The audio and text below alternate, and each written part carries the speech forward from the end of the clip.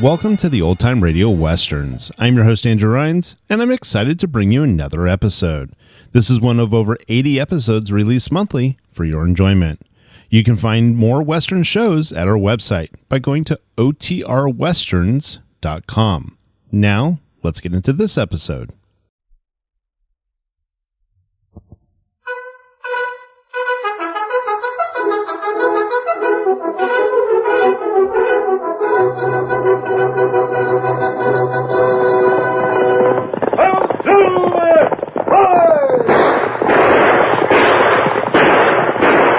Fiery horse with the speed of light, a cloud of dust, and a hearty hi-yo, Silver, the Lone Ranger.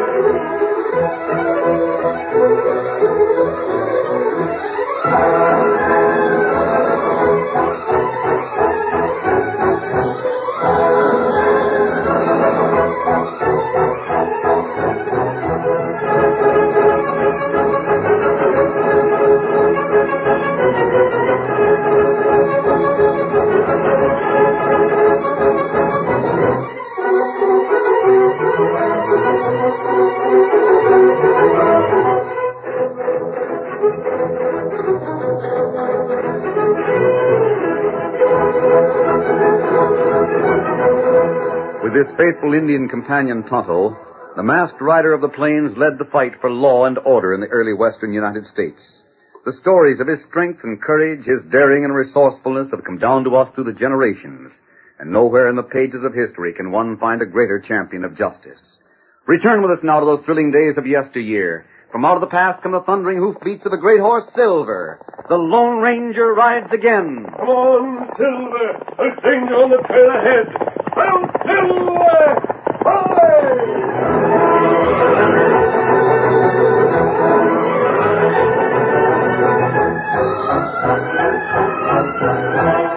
Two men sprawled beneath the hot sun on the broken rock-strewn ground of the open plain. One of these was dead, the other more nearly dead than alive. He could hear the clatter of approaching horses, but he was too weak to lift his gun to fire another shot at those whom he believed to be returning killers. The dying driver of a stagecoach saw the man who wore the mask. He was sure that there would be a sudden shot that would end for all time the racking pain of many wounds. Hold there! Hold, Silver! Hold! Hold, fella, hold. One fellow's still alive. Take a look at the other, Tonto. I'll see what I can do for this man. Me take a look. Steady, boy.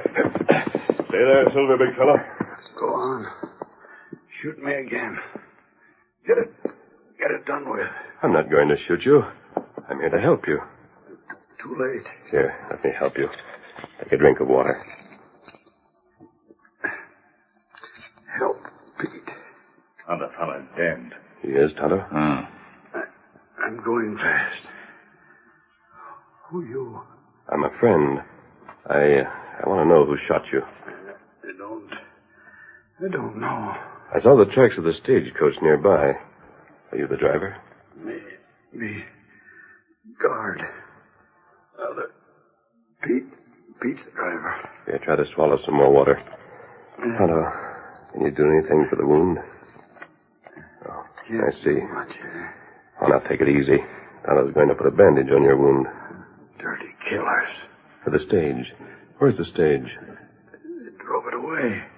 It's gone. I'm tired. It's getting dark. 6 heading this way. Him less better. All right, Tonto. Now tell me, have you any idea who did this? What? I said, have you... Tonto. Him gone now. He couldn't tell a thing about this. Tonto, whoever killed these men are the most... You look yonder. What's that? Riders come this way. I have 6 riders. I see them. Get ready, Tonto. We may have to fight them right here. Maybe the outlaws coming back. You ready? Hold on, that's the sheriff. You know him? Yes, that's Curly Bedford, the sheriff from Ranceville. Him know you? I know, Tonto. Oh, not bad. That plenty bad. Maybe him I think see what you mean. Well, you're right. He'll think we did this. You ready for a fast break, Tonto? We may have to get away from here in a hurry.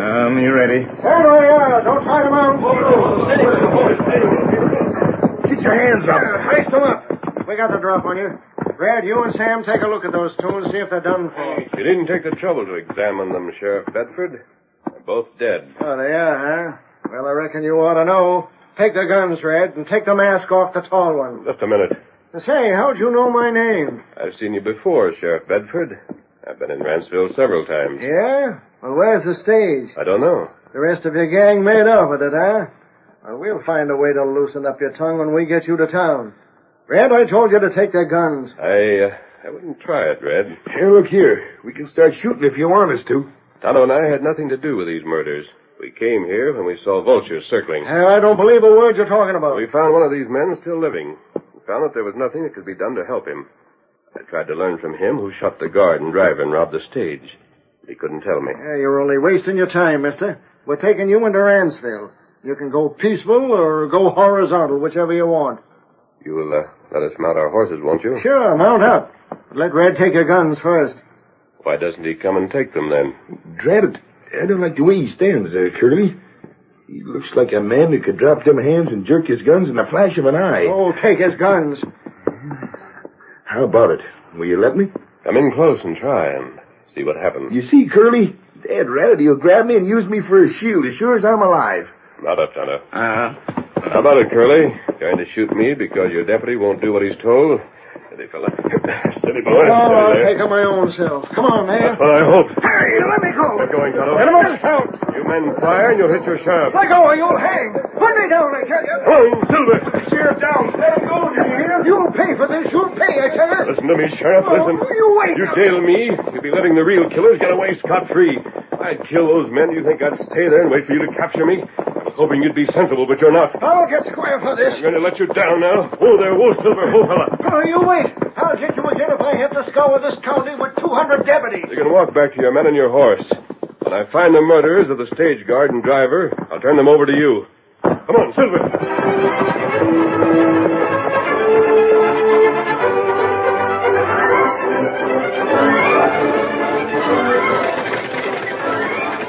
Meanwhile, far off in another direction, 6 horses, cruelly driven, pulled a bouncing stage across rocky ground where there were no tracks left. Half a dozen men on horses rode alongside the stage. 2 men sat upon the seat. All right, Dirk, rein up here. This place is as good as any. Rein up, boys! Oh, you ornery critters here. There. Sure got away with this cargo in neat order. Yeah, we sure enough did, Blackie. As far as I know, both the guard and driver was left dead. Mighty close to it. Don't matter anyhow. They didn't get a look at our faces. Yeah, I'd hate to ride on that thing all the time. Yeah, me too. Give me a good horse and saddle instead of one of them things. Now, come on, you boys. Get the mailbags off the stage. Hurry it up and don't stand around waiting for instructions. You know what you're to do. Yeah, it was a sight easier to take the whole stage than to unload it and tote the mailbags on the horses. Even if it was tough riding for a time. Yeah, unhitch the stage horses, Dirk. Right. I'll give you a hand when the boys are unloading the mail. We'll set fire to the stage and let her burn. Yeah. It's too bad we can't use these horses. They're good ones. Yeah, only they ain't saddle-bred. We'd have no use for stage full of horses. Yeah, I reckon we'll just have to leave them go. How about those mail sacks? They're most all off the stage now. Now, cut them open, then. I want to go through the mail. Blackie hurriedly went through the mail, selecting certain letters that looked as though they might hold money. When the last of the sacks was unloaded, his men helped him. Meanwhile, Dirk finished unhitching the horses. Get going. You two get along there. Yeah, that takes care of them. How about the mail, Blackie? Well, we'll make enough out of this to make the hold-up worthwhile. Good. I figured maybe Big Dan was stringing us along. He knows better than to try and do that. How many stages have we got to dispose of? He didn't say. He just said that he'd tell us when we'd waylaid enough of them. Oh, doggone. Look at the cash holding money in this letter. There must be close to $500 here. Good. Put it with the rest. And when we're all done, we'll pack up and set fire to the rest of the mail when we burn the stagecoach. Blackie, maybe we could go to Big Daniel and tell him that there wasn't any cash on the stage. Then we could tell him he'd have to pay us if he wants us to keep on with his robbing and whaling. You don't tell Big Daniel things that ain't true, Dirk. Mm-hmm. Big Daniel never got as far as he has by being took in by men like us. He's a doggone smart schemer. And if he hadn't wanted to be a lawyer and a banker, well, he could have made a fortune any one of a dozen other ways. Oh, all right. I only suggested it, that's all. Blackie. Yeah?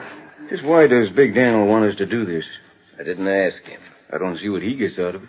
I don't either. But you can bet your boots he'll get his, or he wouldn't have had us do this. Blackie, I bet Jim Mosey will be hit hard when he finds that his stage is gone, eh?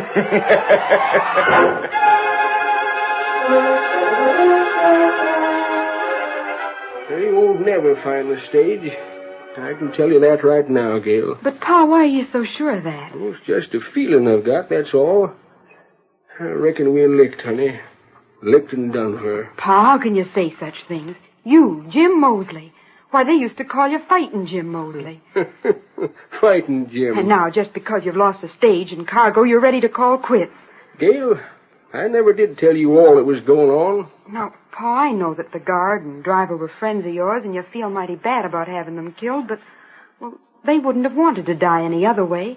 You know that. Old Slim always said he hoped he'd die in harness with his boots on. Gail, you talk up like a brave girl, honey. But when you're fighting the things we're up against, courage don't play no part in winning out. Why? Have you seen that slicker from the east that's been around town since morning? Yes. I saw him when I passed the hotel. He's the one. The one? What one? The one we've got to lick. We can't do it because, well, I don't know the rules of the game he's playing. I don't understand, Pa. But look, Gail. There he is now. Well, he's coming in here. May I come in? You are in. Close the door. I suppose you want to look at the stage line's office and see if it's the way you'd like to have it when you take it over. When I take it over? Well, you haven't got it yet. So if you don't have any business here, go on back to the hotel. Pa, that's no way to speak. Oh, no way to speak, eh? You're the owner of the stage line? That's me. Jim Mosley. I've heard a lot about you, Mosley. They used to call you Fighting Jim, didn't they? Is that all you come here to say? Pa, now you shush up and let me speak. We don't know who you are, stranger, so maybe you've got the advantage. I'll tell you who he is. He's Mr. Tupping. He wants my stage line. Oh. He's tried all manner of tricks to get it. He started out by making offers through Big Daniel over at the bank. You never told me, Pa. I won't sell this line. I built this stage line up from nothing. I built it when the stages ran at a loss. I fought redskins all along the trail from here to St. Joe. I know you did, Jim. And when you found I wouldn't sell out, you told Big Daniel to get tough, make threats against me. But I'm not the one. I'm glad you're here. By Juniper, I am glad you come here. At last we can have the showdown I hoped it'd come. What a showdown. The same old Fighting Jim I've always heard about. Well, you've taught me a new way to fight. When you couldn't scare or bluff me into selling out, I suppose you handled things your own self instead of letting Big Daniel handle them for you. You hired killers. You sent them out to wreck the stage. Well, that didn't make me sell. So you stole another and shot my friends. Pa, you can't accuse a man like that. Well, I am accusing him. I'm calling you. I heard you. You figured that if you wrecked enough of my stages, I'd go broke and have to sell out. You turned to robbery and murder to get what you wanted. Well, two can play at that game, Tupping. All I wanted was to know the rules. Pa, in the name of goodness, stop. That's gunpowder talk. That's what it's meant to be. But you want the stage line, eh? You'll kill two good men to get it. Well, then try and kill the third man. You got a gun under that coat of yours. I can see the butt end sticking out. Pa, stop. 1 minute, Mosley. 1 minute, nothing. You made the rules of the game, Tupping. And the rules say that murder's all a part of it. Well, let's have the showdown here and now. Reach for that shooting iron. It's you or me.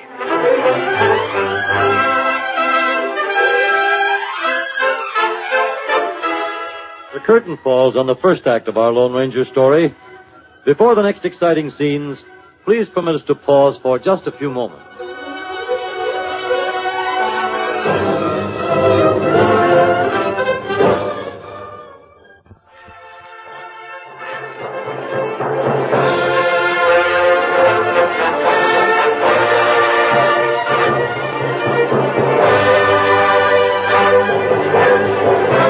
Now to continue our story.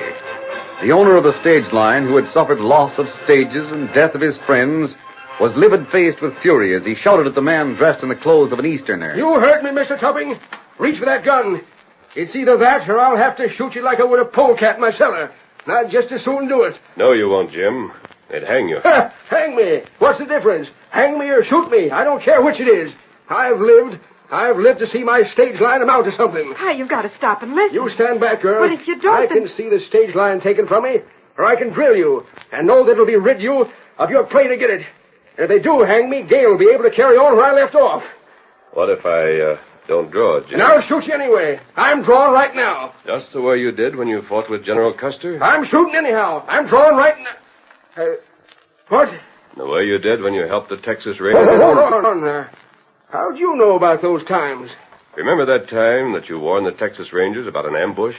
You told them about 50 men who were up ahead of them? Yeah, I remember that. And then fought side by side with 6 Rangers and cleaned out the gang? Your wife stood right near you then, Jim, just as your daughter standing there now. Only she wasn't telling you not to shoot.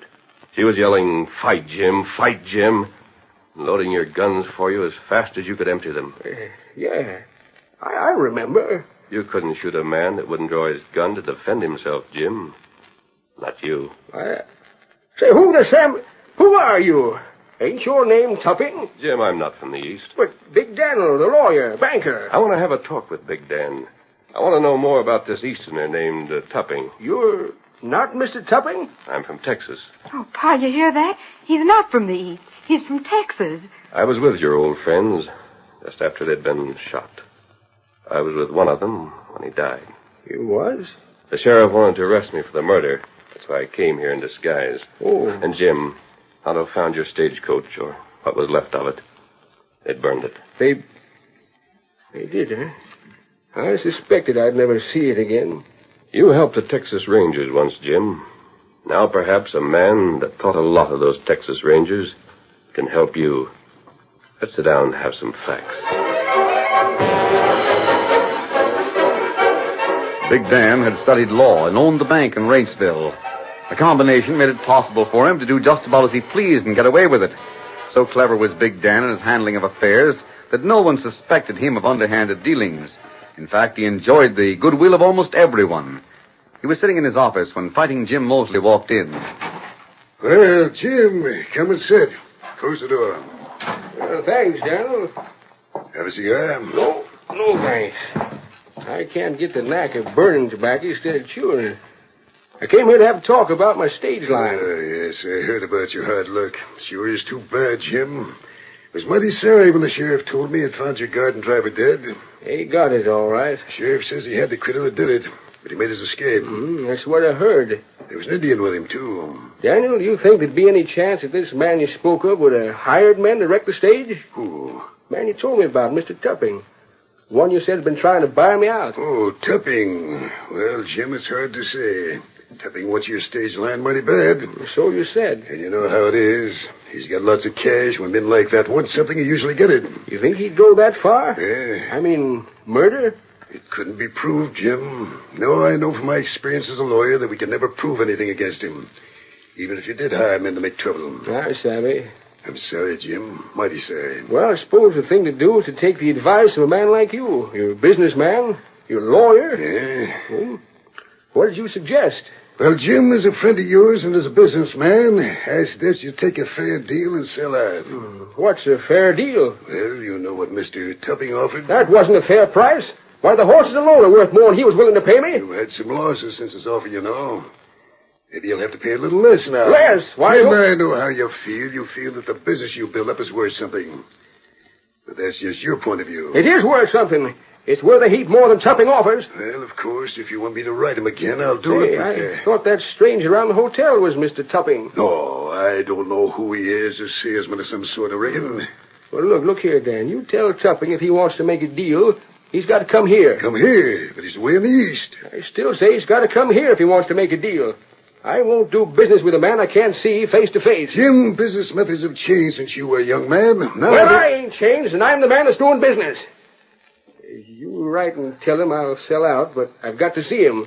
He can come here if he wants to take over my stage line. All right, if that's the final word. It is. Each evening, the stranger, dressed as an Easterner, left town and after darkness had fallen, went to a small camp near the town of Rhynesville. There he met Tonto and the great horse Silver. It won't be long, Silver, and we'll be riding again. Rest makes Silver want to get way, huh? Things are shaping up, Tonto. Fighting Jim is willing to help us. I'm good. The information we had when we started for Ranceville is right. We'll have a trap for the biggest crook in the West. But maybe trap not work. Him plenty slick. If we don't catch him with this trap, Kimosabe, we'll have to find some other way. You're watching things in town? Me watch plenty close. Good. We may have to wait some time. But, Tonto, I don't think we will. The crook is too anxious to get control of the stage line. Several days went by, and then as Gail Mosley was passing the bank, Big Dan came to the door and called. Oh, Gail Mosley. Yes, sir? Step over here, won't you? I've got word for your father. Oh, have you? Yes, Mr. Topping has written to me. Oh. He's ready to come out here and talk about buying the stage line from your father. Oh. Now, don't look so, Miss Gail. After all, there'll be cash enough to make you and your father rich, compared to what most folks are. But Pa didn't want to sell at any price. I understand, but sentiment must have no part in business. No, I suppose not. You tell your father to step around when he can, and I'll advise him. I'll tell him.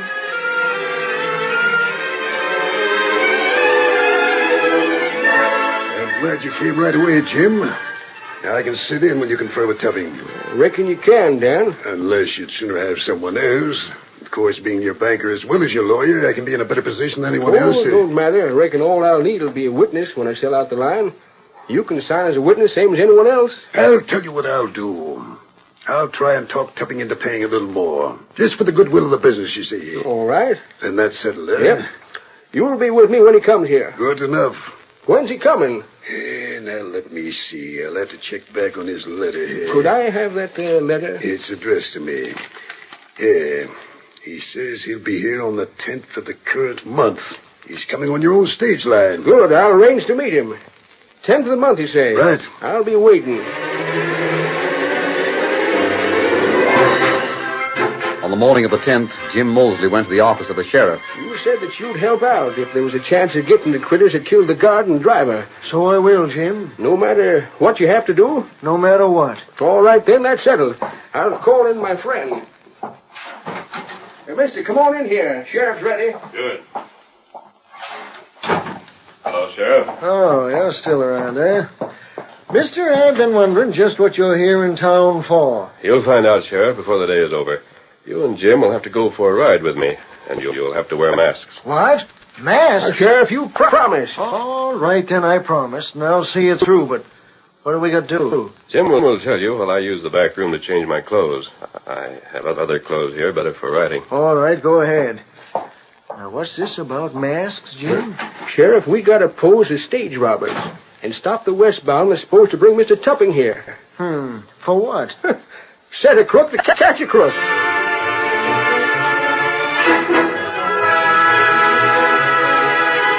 There's that critter that was to change clothes. He ought to be ready by this time. Come on, Sheriff. You! So you're the one. You and the redskin. Why, I wondered why your voice was familiar. Come with me. Al and the horses are waiting in back of your office. We're going to stop the stage.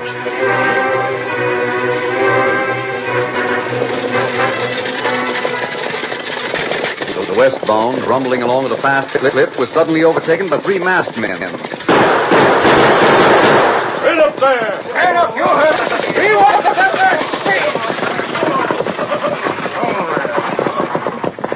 Now, wait.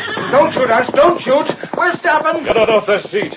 Where are the passengers? Only got one. Get out, stranger. No, wait, hold on. Hurry up. Get out of that stage. You guard, driver, passenger, the three of you line up. Come on, quickly. Hold on. Now, let me speak. We've got our orders. Too bad, but we can't let the big boss get into a jam by having survivors tell what we look like. Hold on, you doggone fool. Don't you know who I am? What's it matter? Now, don't drill me. I'm working for the big boss, too. You don't even know who he is. Yes, I do. I'm working for Big Daniel, I tell you. You touch me and you wish you didn't. I'm in on things. Hey, take care of the garden, driver. What are you doing on the stage if you're working for Big Dan? I got a pose as an Easterner to put through the deal. I suppose you're to wreck this stage so the price will come down. Put through what deal? Ask Dan. You'll convince us that you're working for him or take hot lead. You know that deal. He's going to buy the line. He's got to show up a buyer, and I'm riding to Ransfield. The pose is the same. Maybe you're the one that headed that last raid. Yeah, I am. Well, I guess this fellow's to go back to town with us, isn't he? You didn't handle it all alone, did you? Oh, sure not. The rest of the boys are in Amaranthi. I can get 'em and prove to you who I am. We've got to be sure of you, though. What did you do with the stage the last time? I burned it. Took the cash from the mail, then burned the mail, too, the same as you'll do this time. Is that enough? That's enough for me. Take off your mask, Jim. You old dirty, ornery, murdering polecat. Jim Mosley. You're doggone right, and here's my badge. The sheriff. That's all we need. By Juniper at last, we've got the goods on Big Dan. Let's get going.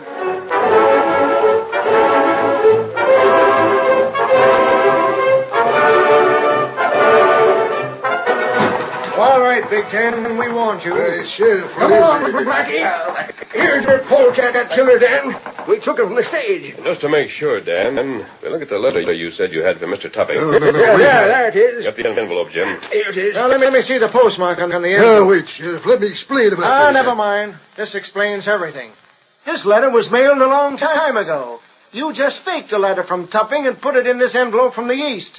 You never thought to check the date on the postmark. Blackie's confessed, Dan. The deputies are getting the rest of his gang over to Amaranthi. And I'm going to keep my stage. And Big Dan, you're going to pay for all damages before you go on trial for planning murder. Hey, that masked man, Sheriff, get him back. I got to thank him. And Gale wants to thank him. He's out there in the saddle. Wait, mister!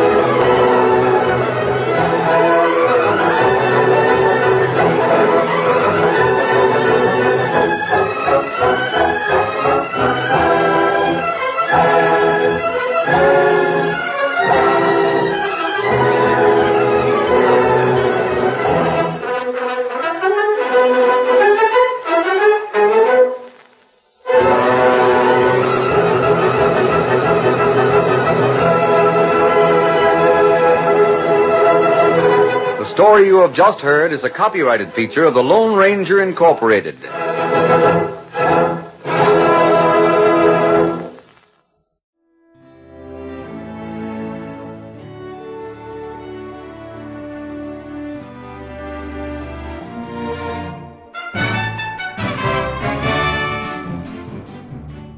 This has been a presentation of OTRWesterns.com, and we hope you enjoyed. Please take some time to like and rate this episode within your favorite podcast application. Follow us on Facebook by going to OTRWesterns.com/Facebook and subscribe to our YouTube channel by going to OTRWesterns.com/YouTube. Become one of our ranch hands and unlock some exclusive content. We want to thank our most recent ranch hands, Steve, who joined us recently. You too can join by going to OTRWesterns.com/donate. Send us an email, podcast@OTRWesterns.com, and you can call and leave us a voicemail, 707-986-8739. This episode is copyrighted under the attribution non-commercial share-alike copyright. For more information, go to otrwesterns.com/copyright. Have a great day, and thanks for listening.